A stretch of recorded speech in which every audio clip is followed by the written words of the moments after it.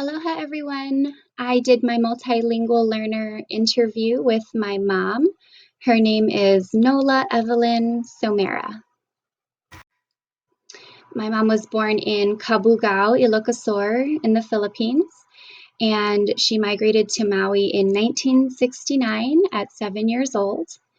This was a time where people from Maui were looking to bring in other people from other countries to work in the sugarcane and pineapple fields.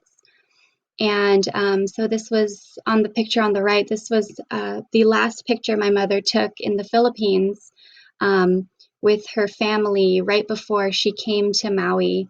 And my mother is actually the smallest girl in the front row.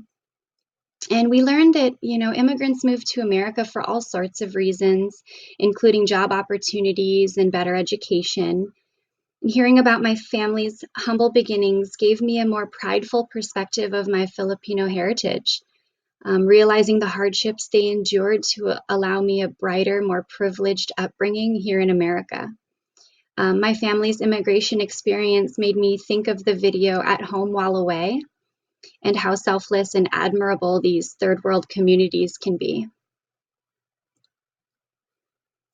My mother never went to school in the Philippines. She knew how to speak Ilocano, but as far as education, English was my first, she says.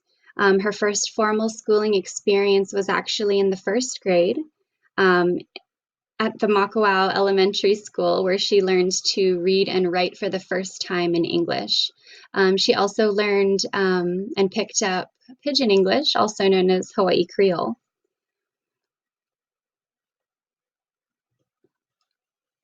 I asked, why was learning these languages important?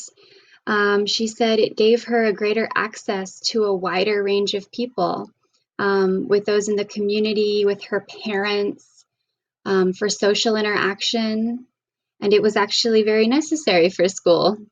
Go figure. And as an adult, she said that it's been an asset in her career and also in her mission to helping others who are from the Philippines with limited English proficiency.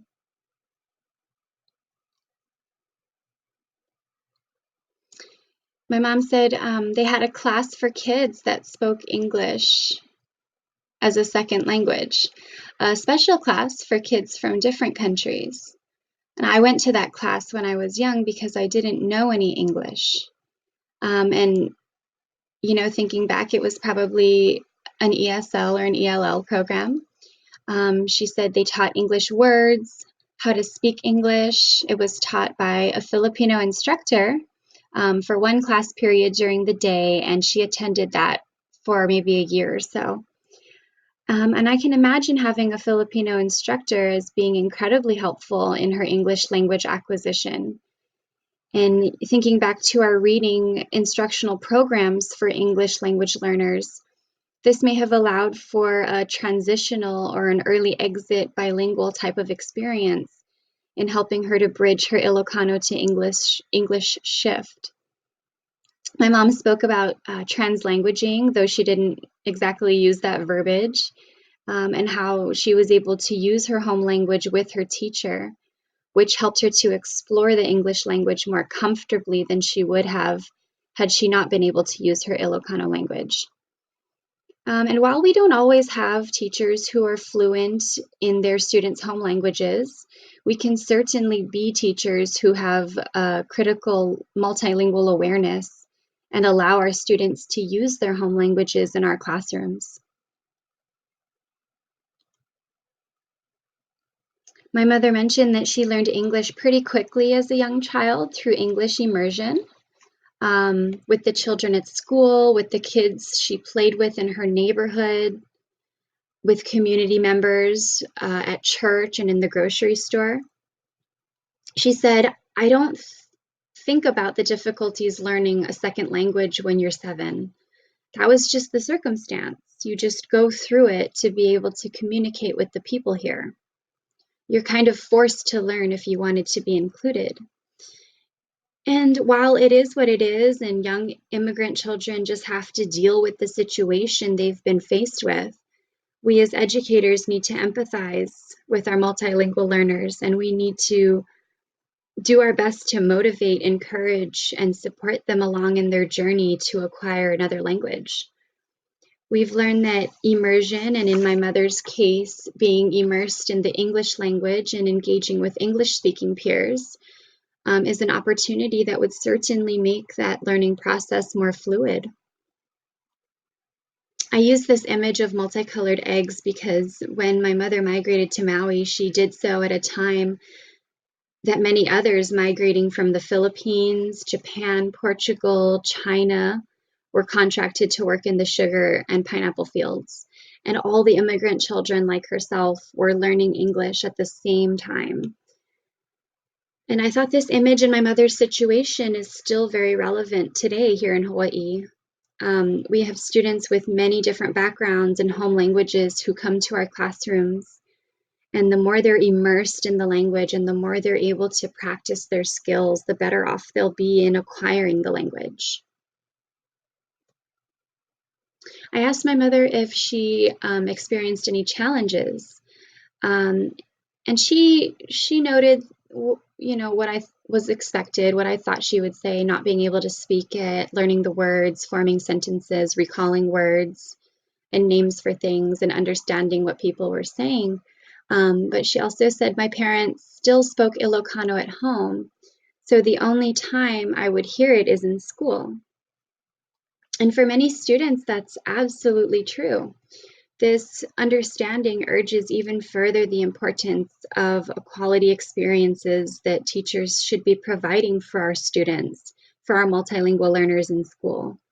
We need to provide language-rich environments in English, yes, but also in our students' home languages, helping our multilingual learners to make connections and further their knowledge and understandings.